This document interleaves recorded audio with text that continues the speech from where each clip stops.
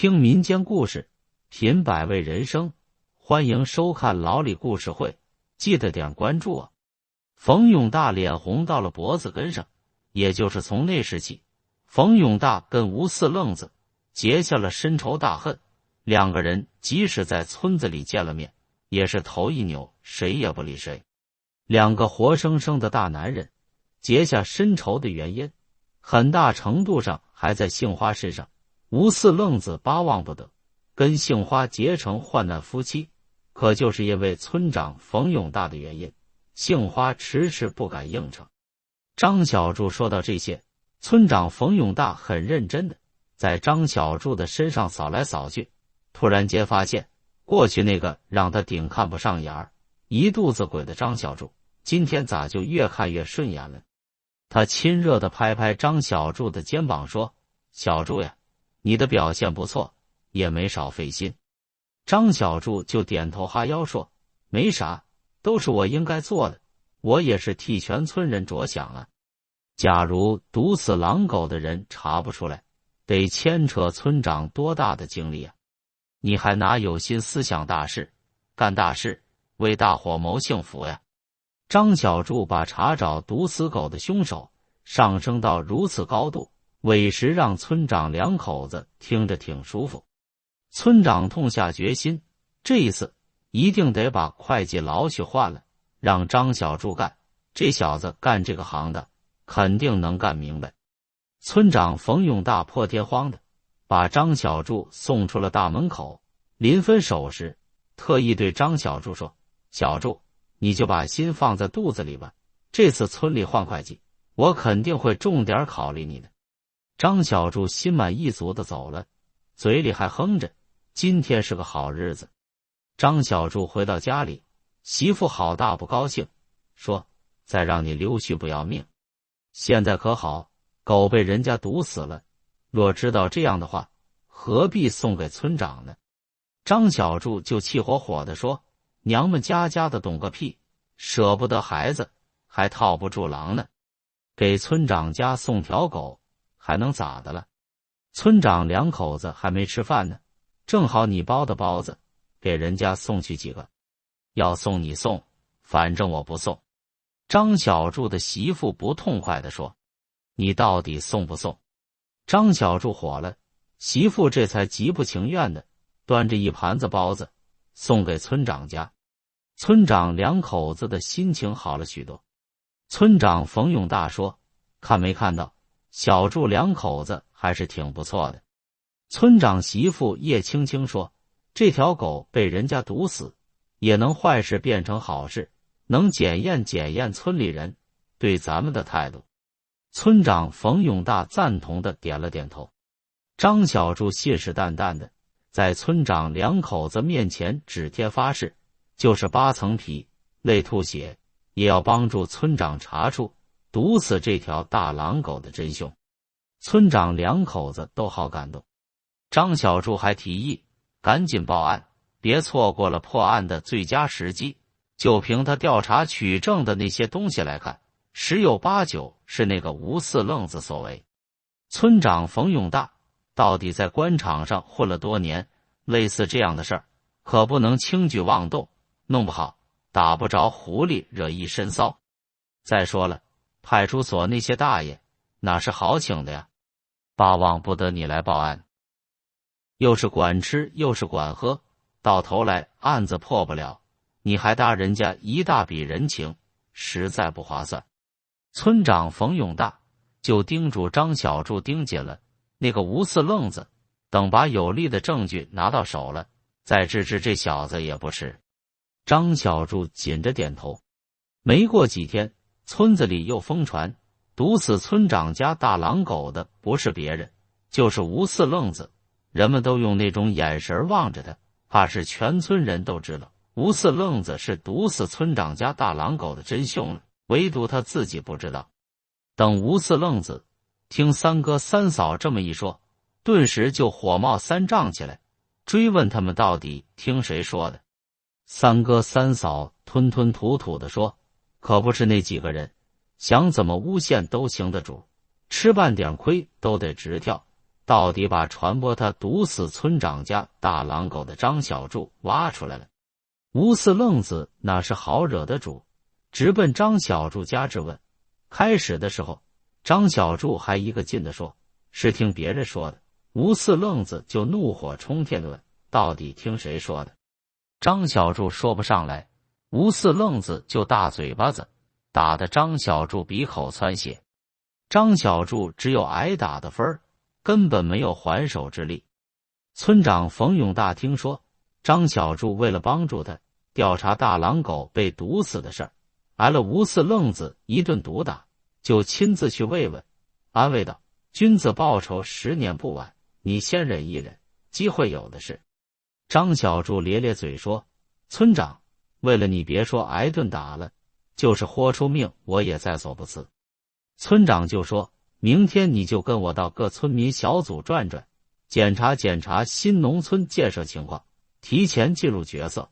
我跟镇里打好招呼了，过几天就让你当村委会会计。”张小柱顾不上疼痛了，紧紧地握住村长冯永大的手说：“村长，太谢谢你了，往后你有啥事尽管吱声，我张小柱没有别的本事，跑个腿还行。”村长冯永大是在领着张小柱到第5村民小组时，才知道寡妇香秀被媳妇叶青青的弟弟一伙人毒打了一顿，这一回打的可不轻，好几天没起炕。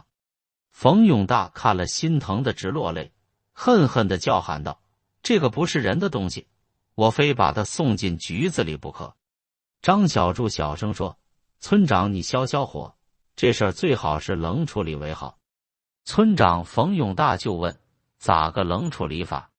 张小柱说：“这事你就交给我吧，肯定让你和香秀2个人都满意。”村长就半信半疑的望了望张小柱。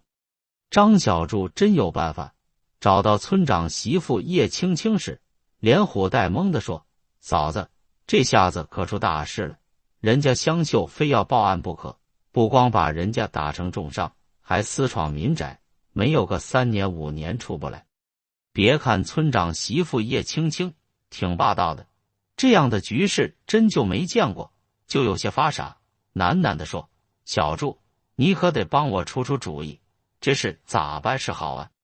张小柱说：“办法倒是有，只要你顺着我说的去做，一准儿没事儿。你和你弟弟拿上几千块钱，亲自到香秀家赔不是，求他别报官。私下了，这事儿那就好办多了。”叶青青听了后，就照着张小柱说的去办，结果还真不错，除了人家提出再拿5000块钱的精神赔偿之外，再也没提出别的要求。叶青青就咬咬牙，来个破财免灾了。事后张小柱专门到香秀家一趟，做稳定化解工作。张小柱直勾勾地望着身条挺顺的香秀说：“香秀呀，听我小柱的没错吧？”香秀就泪水连连地说：“小柱哥，这档子事儿多亏了你啊，若不是你帮忙，我连死的心都有了。”张小柱就挺挺腰板说：“只要你听我的，肯定没亏吃。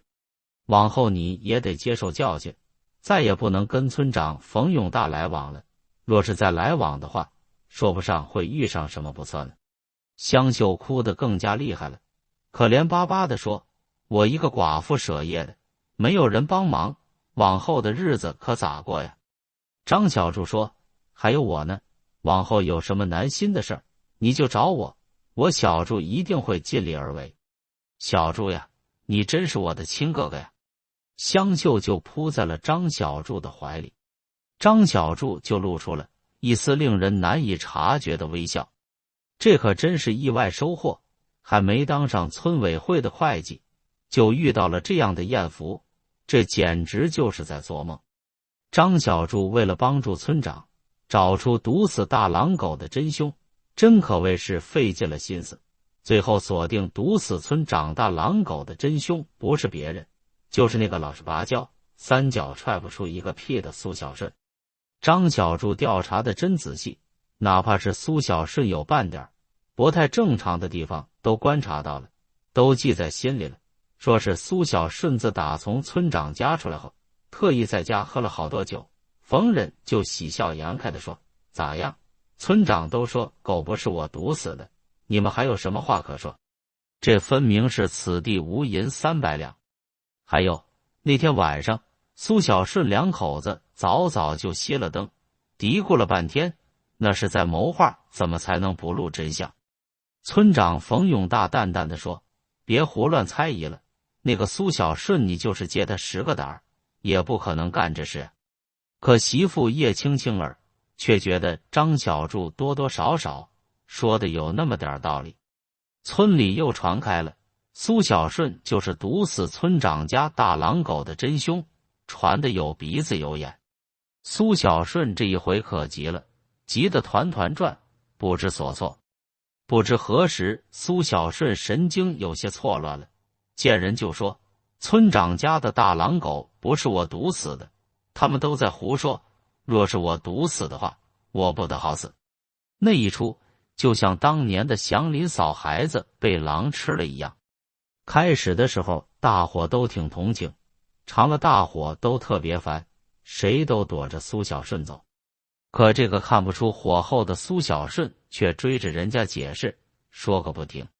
村长对张小柱说：“拉倒吧，别查了，再查下去非出事不可。”村长冯永大想了想又说：“小柱，明天你就上任吧，你就是咱们村里正式的会计了。”张小柱喜出望外。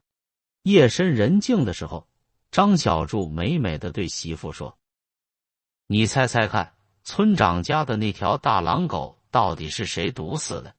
媳妇摇摇头说：“不知道。”张小柱神秘的一笑：“不是别人，就是我。”“啥？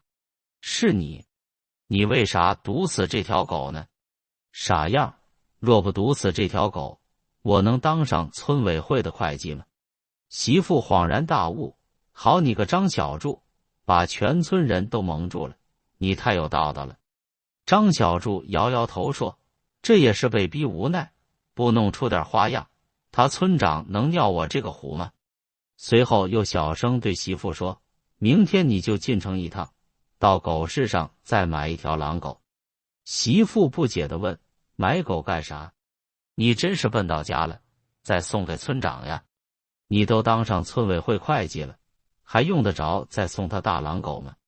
真是娘们儿家家头发长见识短，我再送他一条大狼狗，再折腾村里人一把的话，明年换届选举，不用我多做什么，一准儿会把冯永大折腾下来不可。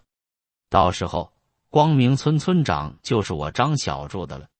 好你个狗东西，真是太有道了。”张小柱的媳妇笑出了声。故事讲完了，想听下一集的请点关注。欢迎关注老李说民间故事，老李每天会持续更新更精彩的民间故事。